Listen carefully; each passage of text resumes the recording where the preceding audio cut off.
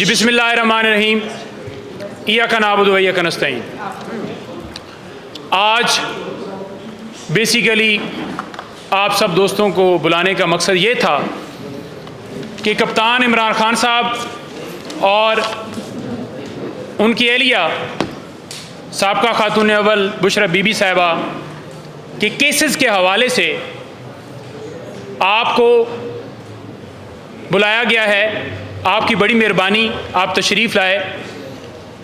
कौम के सामने हम हक़ाइक़ रखना चाहते हैं कि अल-कादर ट्रस्ट केस, जिसमें कप्तान इमरान खान या बुशरा बीबी साहिबा वो ट्रस्टी थी, इसी तरह तोशाखाना केस जिसमें वाज़िया तौर पर आपने देखा कि तोशाखाना केस में पहले खान साहब को ट्रायल कोर्ट ने, डिस्ट्रिक्ट कोर्ट ने सज़ा सुनाई और उन्हें जिस तरह से चंद मिनटों के अंदर, जहां पर कोई कानूनी प्रोसीजर जो है फॉलो किए बगैर, घर में पुलिस जिस तरह से घुसी, बेडरूम तक दाखिल हुई, जिस तरह से 9 मई को खान साहब को अगवा किया गया, उसी तरीके से अगवा करके लेकर आए और दूसरी दफ़ा फिर तोशाखाना केस के अंदर सज़ा सुनाई गई। आपने देखा कि कानून बड़ा वाज़िया है कि अगर कोई शख्स जुर्म करता है कोई भी, तो उसके खिलाफ कानूनी तौर पर एक केस चल सकता है, लेकिन यहाँ पर तीन कार्रवाइयाँ चलाई गई। खान साहब को मुकम्मल तौर पर ना तोशाखाना केस में, ना अल-कादर ट्रस्ट केस में और ना ही इद्दत के दौरान निकाह केस में खान साहब को या बुशरा बीबी साहिबा को हक़ दिफा दिया गया।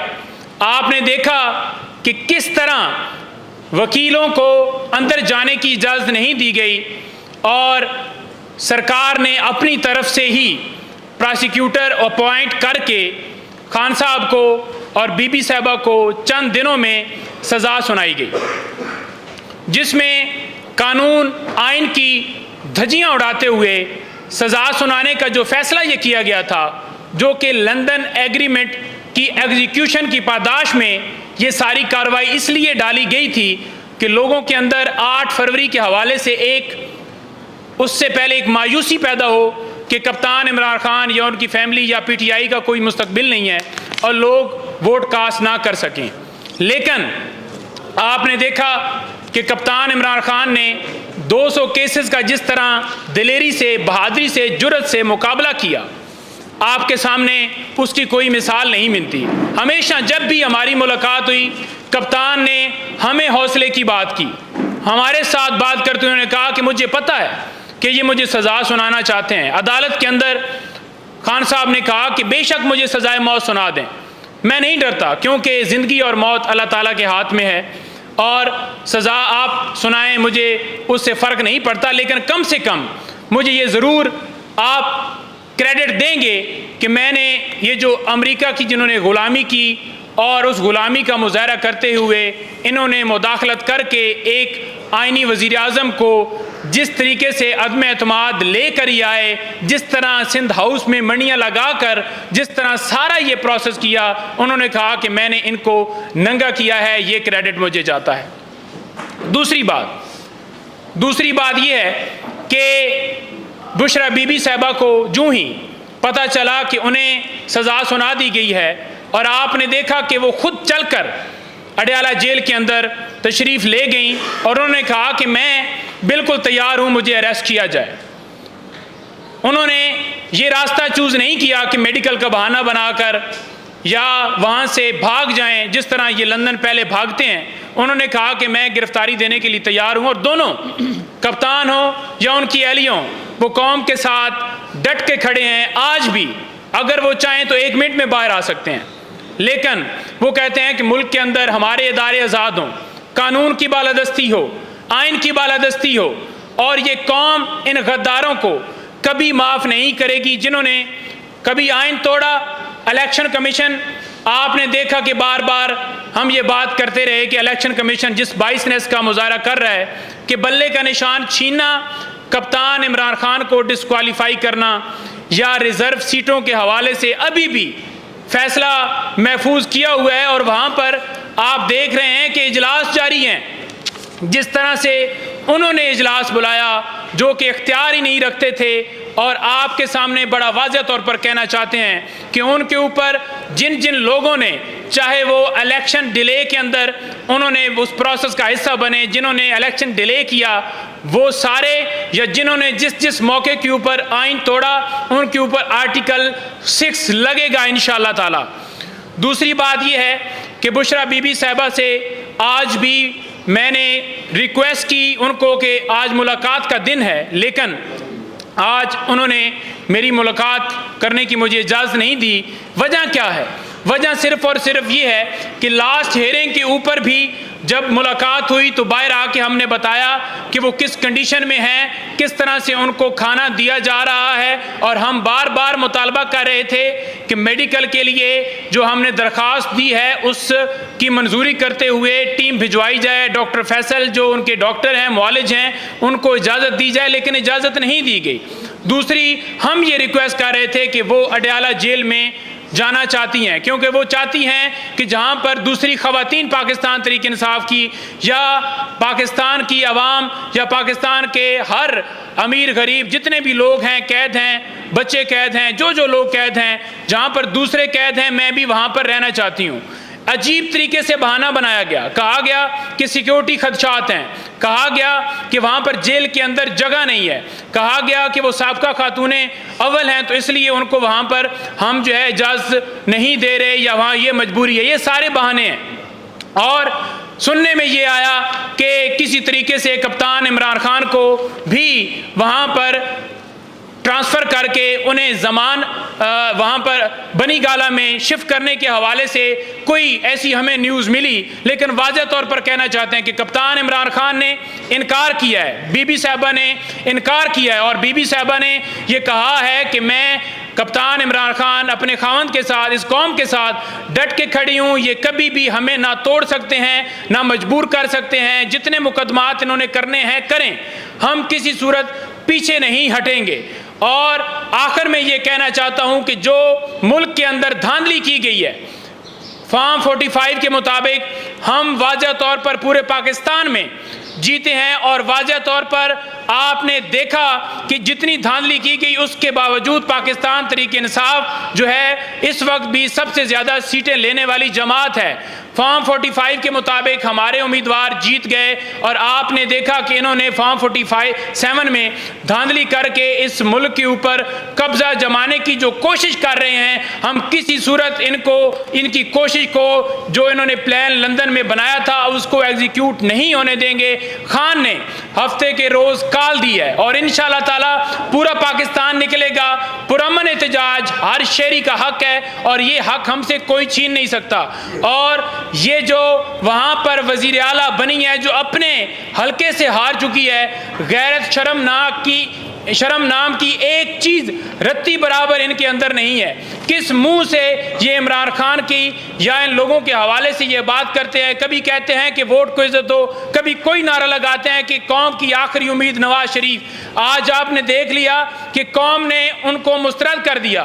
गैरत नाम की ज़रा भी चीज़ होती तो ये उसी वक्त ही टिकट करा के या वापस भाग जाते या अदालत के सामने सरेंडर करते कि हम कौम के मुजरिम हैं, हम कौम के कसूरवार हैं, और इसी वजह से कौम ने हमें मुस्तरद किया है। कैदी नंबर 804 ने यह साबित कर दिया कि कैदी नंबर 804 कप्तान इमरान खान इस मुल्क की जंग लड़ रहा है, और कौम ने जिस तरह से उसका साथ दिया कि खंबे को जो टिकट देने की बात करता था कप्तान इमरान खान, खंबा भी जीता। अल्हम्दुलिल्लाह इंशाअल्लाह ताला हक की फतह होगी, सच की फतह होगी। ये सारे जितने चोर डाकू हैं किसी सूरत हम इनको मुसल्लत नहीं होने देंगे।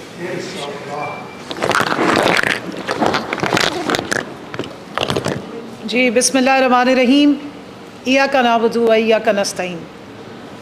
8 फरवरी तक हमें उम्मीद थी, और 8 फरवरी की रात तक इस कौम ने अपने वोट का हक अदा किया, और जो हमारे मुल्क का नाम है इस्लामी, जमहूरिया पाकिस्तान, तो जमहूर ने निकल के अपनी आवाज़ उठाई। लेकिन 9 फरवरी के बाद से जब हमने जमहूर की आवाज़ को दबते देखा तो हमें ये पता चला कि इस्लामी और जमहूरिया छोड़ के अब हम सल्तनत शरीफिया और ज़रदारिया में एंटर हो गए हैं। तो वेलकम टू सल्तनत शरीफिया और ज़रदारिया। पहले पुराना पाकिस्तान तो था जैसा भी था, लेकिन अब हम जिस तरह की सियासत, जमहूरियत के नाम पे मौरूसियत और मौरूसियत की भी बदतरीन मिसालें देख रहे हैं, तो जमहूरिया लगाना मेरे ख़्याल में अब मेरे से तो बीइंग स्टूडेंट ऑफ डेमोक्रेसी, इस तरह की जमहूरियत ना मैंने कभी देखी, ना पढ़ी, ना सुनी। अगर आप में से, हमारी 25 करोड़ आवाम में से ऐसा मॉडल किसी ने देखा है तो ज़रूर बताएं। यानी कि थोड़ा सा अगर पीछे जाएं, 10 महीने बाद आपके सामने हाजिर हुए हैं, ये तमाम ख़वातीन मेरी साथ हैं, हर एक ने कोई ना कोई मुश्किल वक्त, परेशानी और बहुत सारे केसेस भुगते। मैं आप सब के लिए कोई, मैं अपना रोना रोने नहीं यहाँ पे आई। ये तकरीबन 14 रूपकारें हैं जो रावलपिंडी की टेररिज्म कोर्ट से मिली है मुझे 7 तारीख तक, सिर्फ रावलपिंडी डिवीज़न की, जो ज़मानतें मैं इसलिए लाई थी ताकि मीडिया को गवाह बना लूँ कि आज लब कुशाई करने के बाद, कुछ हक़ाइक़ पे से पर्दा उठाने के बाद और कितने केसेस होंगे जो रजिस्टर किए जाएंगे। तो माशाल्लाह इस तरह हम अंडे और केले ख़रीदते हैं जिस तरह इस वक्त हमारे पे FIR होती हैं। ये अभी फ़िलहाल सिर्फ रावलपिंडी की हैं, बाकी कहाँ कहाँ मेरे पे नज़र इनायत और मोहब्बत हुई हुई है इसका मुझे अभी पता नहीं है, और वो हम पता लगा रहे हैं। कोर्ट में हमने दरख्वास्त दायर की हुई है और अल्लाह करे कि कोर्ट से हमें इस बारे में पता लगे। जैसे नईम ने आपको बताया, आप सबको आज बुलाने का, ज़हमत देने का मकसद ये था कि बताया जाए कि ना सिर्फ ये कि कैदी नंबर 804, बल्कि उनकी जो ज़ौजा हैं बुशरा बीबी, उनको किस तरीके से निशाना बनाया गया, किस तरह इस मुल्क में ख़वातीन की तज़लील की गई, किस तरह ख़वातीन को सियासी इंतकाम का निशाना बनाया जा रहा है, किस तरह ज़ातियात को उछाला गया। ना सिर्फ ये कि मेरे समेत मेरी तमाम जो ख़वातीन हैं उनको टारगेट किया गया, चादर चार दीवारी 25 मई से पहले, 25 मई के बाद जिस तरह उसकी का इस्तेसाल किया गया, जिस तरह ख़वातीन को घसीटा गया, सरों से चादरें खींची गई, बाल नोचे गए, गालियाँ दी गई, ठुड्डे मारे गए, ज़ख्मी किया गया, डंडे बरसाए गए।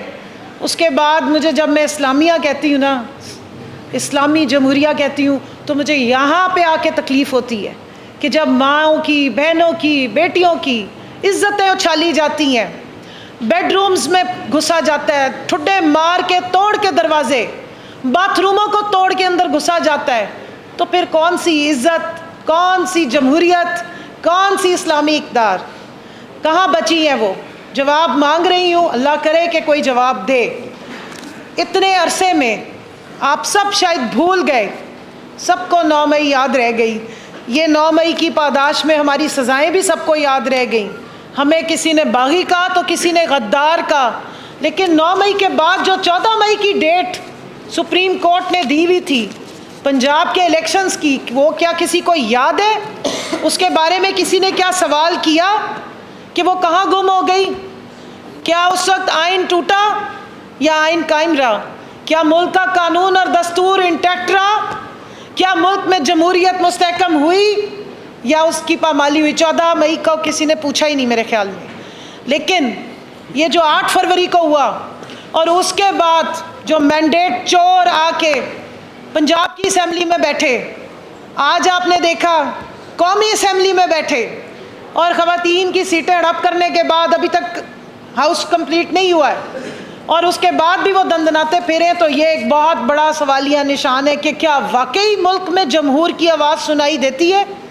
क्या वाकई यहाँ जमहूरिया को कोई सुनने वाला है? क्या वाकई पाकिस्तान के आइन के मुताबिक स्टेट का मतलब जमहूर है या कुछ और है? अब आ जाएँ जी बुशरा बीबी के बारे में, जैसे नईम बता रहे थे, हम थोड़ा सा ज़रा इसको लाइन अप कर लेते हैं। 3 बड़े मशहूर केसेस हैं। 3 केसेस में कौन कौन से केसेस को माना जा रहा है जी? तोशा खाना का केस, अल कादर ट्रस्ट केस और इद्दत का केस। उफ, इतने बड़े केस हैं कि इसकी वजह से तो पाकिस्तान में जमहूरियत ख़तरे में थी, पाकिस्तान की बका ख़तरे में थी, पाकिस्तान में हर चीज़ आइन ख़तरे में था।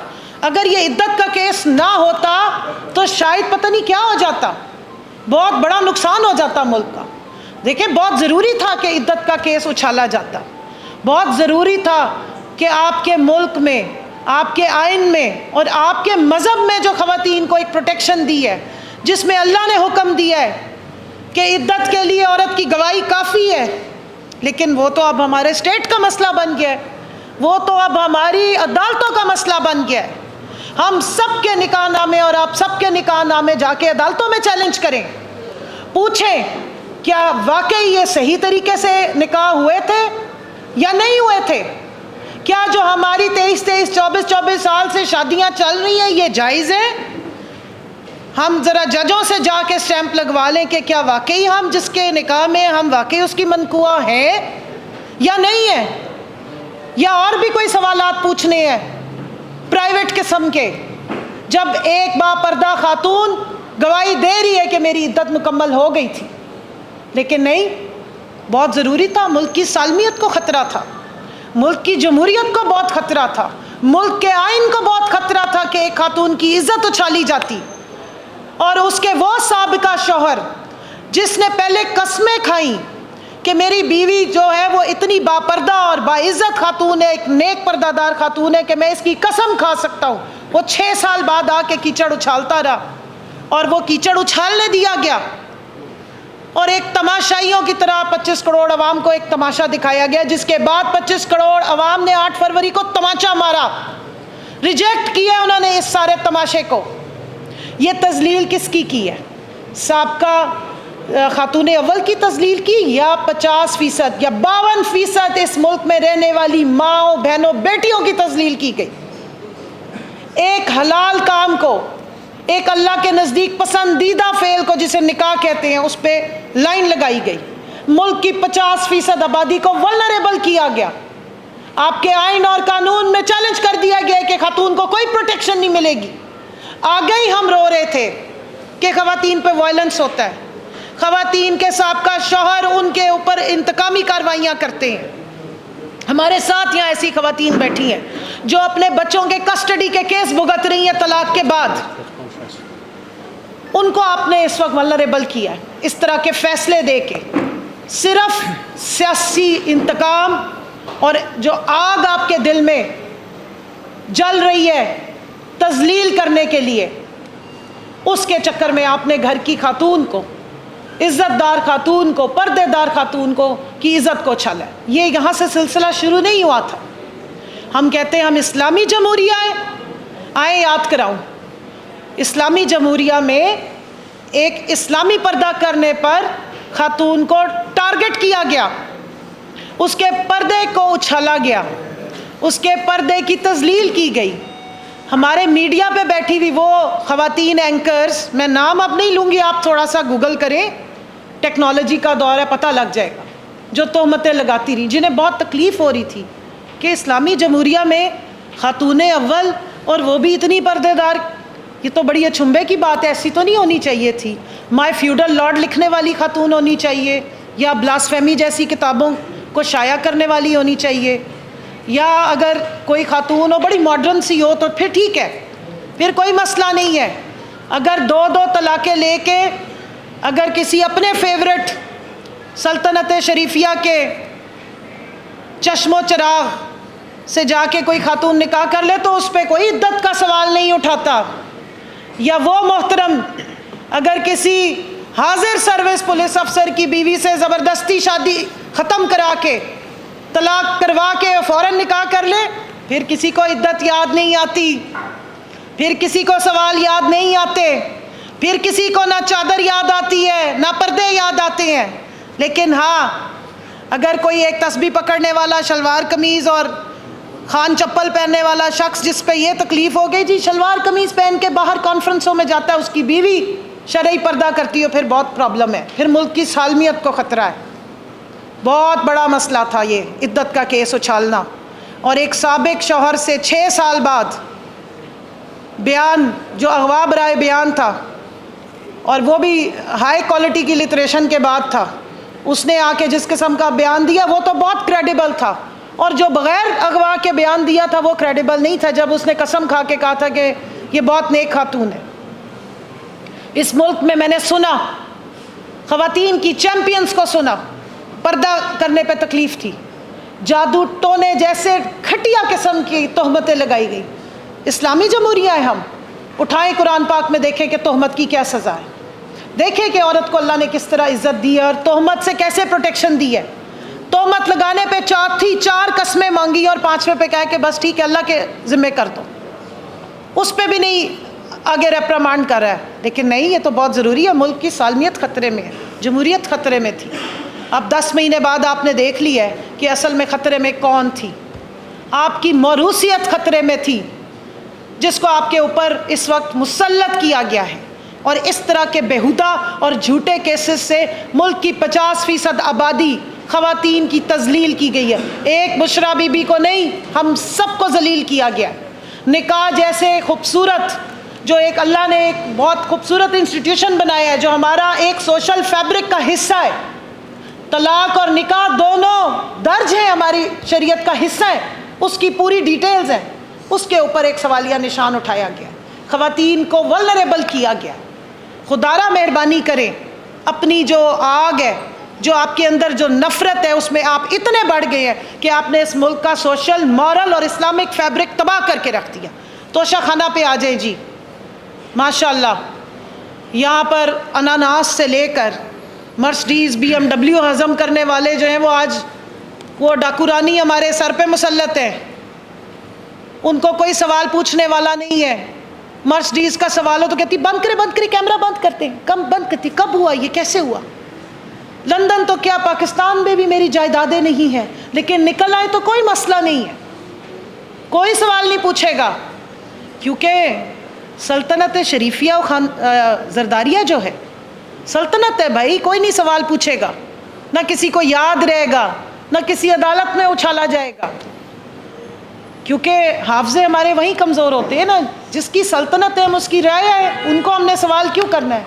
मसला तो जमहूर का है, सवाल उससे पूछे जो जमहूर की आवाज़ बन रहा है, सवाल उससे पूछे जिससे आपको मुल्क की सालमियत को ख़तरा हो रहा है ना, क्योंकि जमहूर को जगा रहा है, जमहूरियत मुस्तहकम करने की नाकाम कोशिशें कर रहा है शायद। ये तो हमने अपने ऊपर जो मुसल्लत करने थे लोग, उनका नैरेटिव है। तोशा खाना से 1150 के करीब की जो फहरिस्त आई थी, क्या किसी ने सवाल पूछा कि ये अदालत ने ही तो फहरिस्त दी थी, और अदालत में ही तो ये केस चला था कि किस किस ने तोशा खाना से क्या क्या लिया और कितने में लिया, कितनी घड़ियाँ गई। लोग पहले पूछते थे कितने आदमी, अब हम पूछ रहे हैं कितने तोहफे थे, लेकिन नहीं, वहाँ तो सब हज़म हो गया। तोशा खाना हो या मुल्की ख़जाना हो, सल्तनत जिसकी है उनका तो पूरा हक है। अनानास ही तो उठाया था, कोई बात नहीं, मर्सिडीज़ ही तो ली थी, कोई मसला नहीं। सरकार का इकबाल बुलंद हो, मुग़लिया दौर हुकूमत आ गया है, सल्तनत कायम हो गई है, मौरूसियत कायम हो गई है। पहले अब्बा जी ने किंग एडवर्ड में सिफारिश करके दाखिला करवाया था, फिर आर्मी मेडिकल कॉलेज में दाखिला कराया था, अब तो पूरे का पूरे असेंबली में दाखिला करवा दिया है। 894 वोट से हारने के बावजूद भी आप देख लें, माशाल्लाह रिवायत तो वही रही है, अब्बा की लाडली परी है, सल्तनत अब्बा जान की है, हम तो सारे रियाया हैं।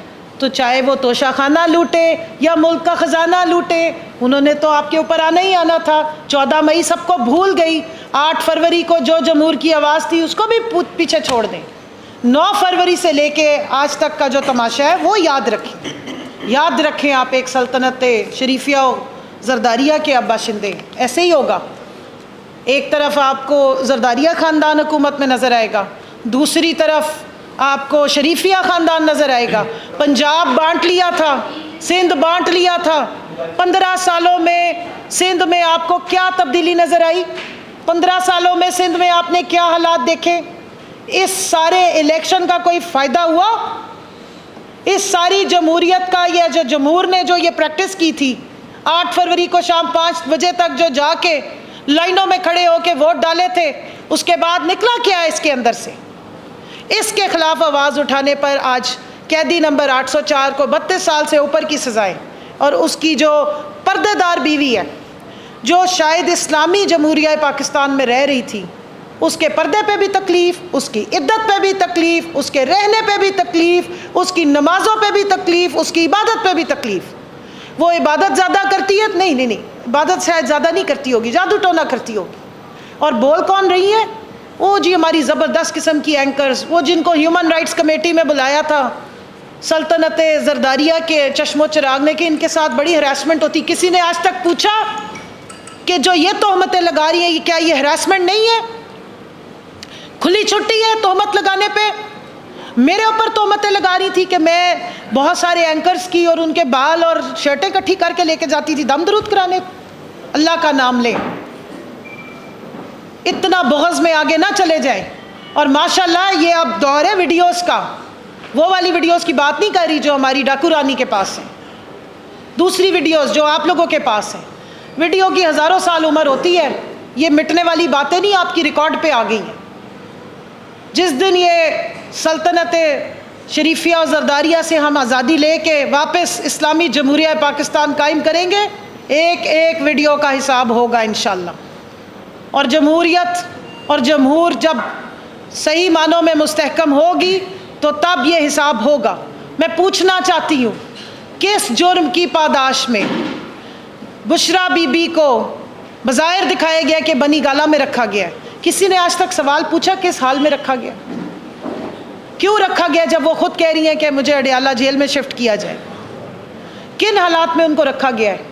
एक हफ्ते के बाद सिर्फ 40 मिनट उनको इजाज़त मिलती है किसी से मिलने की। ना वो खिड़की खोल सकती हैं, ना वो कमरे का दरवाज़ा खोल सकती हैं। उनको खाने में पता नहीं क्या मिला के दिया जा रहा है कि उनके हलक में छाले पड़ गए हैं और वो 2 दिन तक खाना नहीं खा सकती थी। उनका पूरा घर बंद कर दिया गया। भाई कैमरे लगा के आपको वीडियोस बनानी है तो और भी हैं ना लोग ये शौक करने वाले, क्यों शरीफ ख़वातीन के ऊपर ये तमाशा करते हैं? क्यों उस खातून को टॉर्चर दे रहे हो? सिर्फ इसलिए कि वो जो जेल में बैठा है वो टूट जाए? वो नहीं टूटने वाला इंशाअल्लाह, क्योंकि बड़े वाशगाफ अल्फाज में वो आपको बता चुका है कि इय्याका नअबुदु व इय्याका नस्तईन। और ना सिर्फ वो बता चुके, अब तो हमें भी सारों को अच्छी तरह समझ आ गई है कि क्या मतलब है इय्याका नअबुदु व इय्याका नस्तईन की। 40 मिनट की सिर्फ एक हफ्ते बाद उनको इजाज़त होती है मुलाकात की। क्या बड़ा जुर्म किया उन्होंने? किसके ख़जाने पे डाके डाले? आज तक प्रूफ तो आप कुछ भी ना कर सके। बीच में से लेके निकले तो क्या इद्दत केस? शर्म से डूब मरना चाहिए अगर इस मुल्क में अब ख़वातीन के साथ ये सलूक हो, इज़्ज़तदार ख़वातीन के साथ ये सलूक हो। तोशाखाना केस, तोशाखाना में से आपने क्या निकाला है? सब ने देखा है, खुली आंखों से देखा है कि हकीकत में कुछ है और प्रोपेगेंडा कुछ और है। अल-कादिर ट्रस्ट पे आ जाए, ज़्यादा डिटेल्स नहीं बताऊंगी क्योंकि आपको ऑलरेडी लीगल सारी इम्प्लिकेशंस उसकी पता है। लेकिन 2 सवाल सिर्फ पूछती हूँ। अगर 190 मिलियन पाउंड काजी फ़ाइज़ ईसा साहब ने हुकूमत के ख़जाने में ट्रांसफ़र करने का ऑर्डर कर दिया है, तो वो 190 मिलियन पाउंड जो हुकूमत के पास जा रहे हैं और पड़े सुप्रीम कोर्ट में थे, उनकी पादाश में मोहतरम इमरान खान साहब और बुशरा बीबी को किस खुशी में सज़ाएं मिल रही हैं? ऑर्डर हालांकि कैबिनेट का है, डेट्स बता रही हैं कि ऐसा नहीं है। ट्रस्टी के पास 1 रुपया लेने की इजाज़त नहीं है। ट्रस्टी को जो ज़मीन है वो ट्रांसफ़र नहीं हो सकती। क्या आपको ये तकलीफ़ थी कि इस मुल्क में हमारे बच्चे अपने मज़हब इस्लाम की तालीमात पे रिसर्च ना कर सके? या आपको इस बात की टेंशन थी कि कहीं ये नबी पाक सल्लल्लाहु अलैहि वसल्लम की ज़ाते अक़दस के बारे में पढ़ जाएंगे, उसकी सुन्नत पर उनकी अमल कर लेंगे, और जिस तरफ हमारे लीडर इमरान खान इनको लेकर जा रहे हैं पूरी कौम को, तो शायद फिर ये आप सब की जो चोरियां, डाके और करप्शन है कि बच्चों करप्शन तो होती है, उससे बहुत आगे निकल जाएगी कौम। तो बच्चों करप्शन तो नहीं होती है, लेकिन जब अल-कादिर जैसी यूनिवर्सिटी बनती है तो फिर बच्चे करप्शन को नहीं पसंद करते, फिर वो ज़ीरो करप्शन पे जाते हैं। फिर वो जो मुल्क में एक इस्लामी जब आपके बच्चे कुरान पाक की तालीम हासिल कर रहे थे, तर्जमे से कुरान पाक पढ़े थे तो उसके बाद फिर इसी तरह की यूनिवर्सिटियों में उन्होंने दाखिले लेने थे। क्या इस बात से तकलीफ़ हो रही थी, या बस कुछ समझ नहीं आई है तो फिर जो दिल में आ रहा है वो आप करेंगे? मेरा ख्याल है कि अब हाई टाइम है कि हमारे जो सल्तनत के बादशाह हैं, मौरूसियत के चैम्पियन हैं, उनको ये पता चल जाना चाहिए कि पाकिस्तान की जो 25 करोड़ आवाम है उनके दिमाग बिल्कुल सही हैं।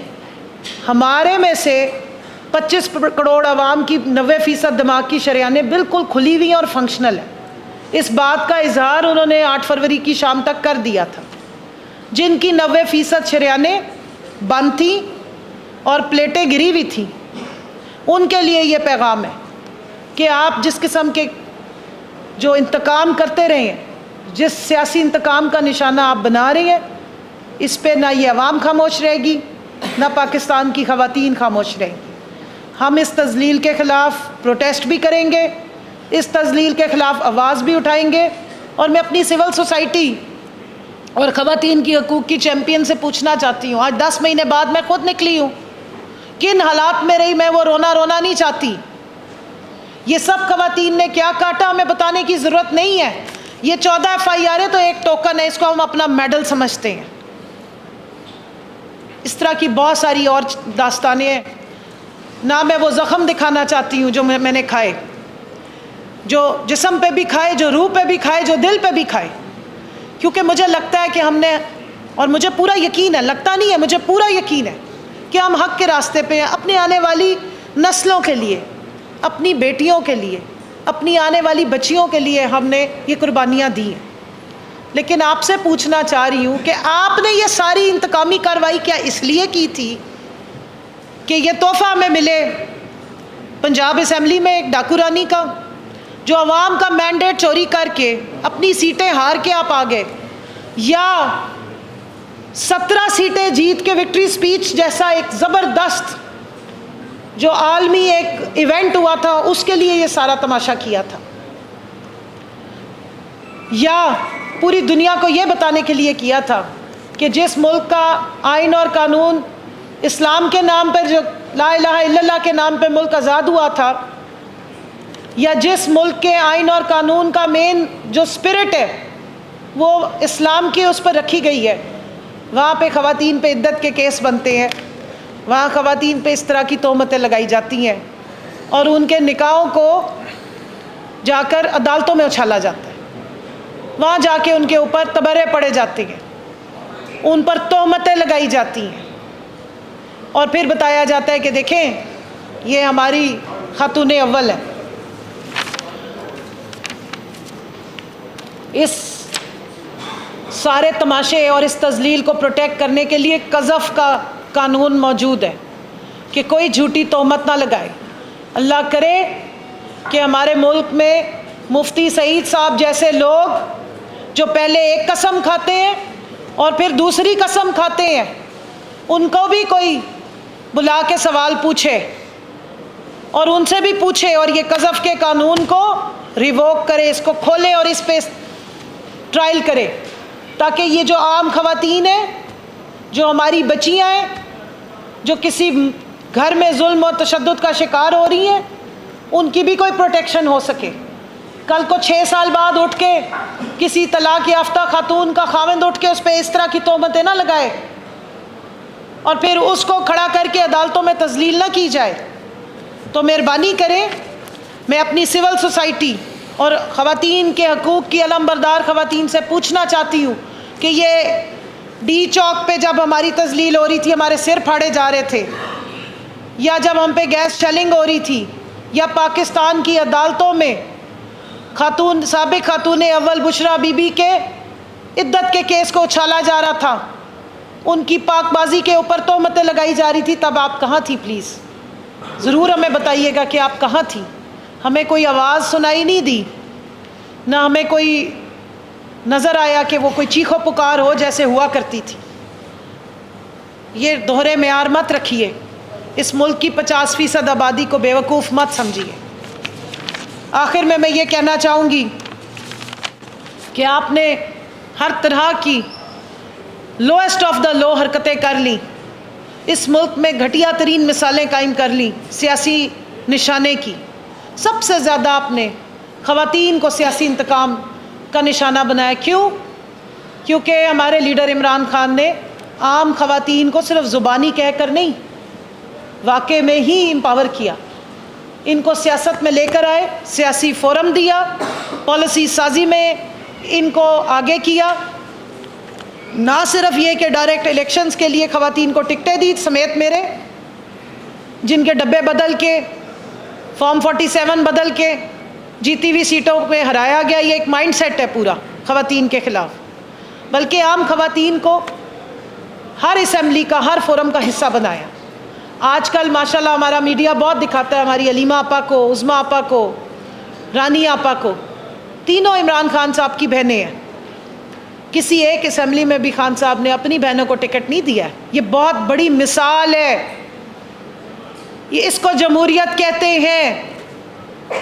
पापा की परी को बताना चाहती हूँ, ख़ानदानी नौकरानियों को बताना चाहती हूँ, सरकारी तर्जुमानों को बताना चाहती हूँ कि बहनें जेल में जाती हैं, मिल के आती हैं, आके अपने भाई पे जुल्म की दास्तान को उजागर करती हैं, लेकिन इलेक्शन की टिकटें लेकर कभी इलेक्शन नहीं लड़ी है।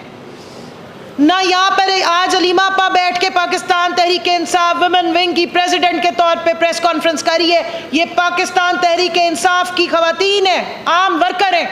इसको जमहूरियत कहते हैं। ये नहीं होता है कि घर से ही शुरू हो कहानी और घर पे ही ख़त्म हो जाए। अब्बा जी वज़ीर आज़म, फिर उसके बाद ब्रादर साहब जो हैं वो चीफ मिनिस्टर, फिर अब बेटी साहिबा आ गई, फिर भतीजे साहब आ गए, फिर सारे गोंगलू डोंगलू पूरा टब्बर आ जाता है। और फिर कहते हैं आके कि हम जमहूरियत की खिदमत कर रहे हैं। क्या पाकिस्तान में कहतुल रिजाल है? क्या आपके पार्टियों में कोई और नहीं है इस काबिल कि जिसको आप आगे कर सकें?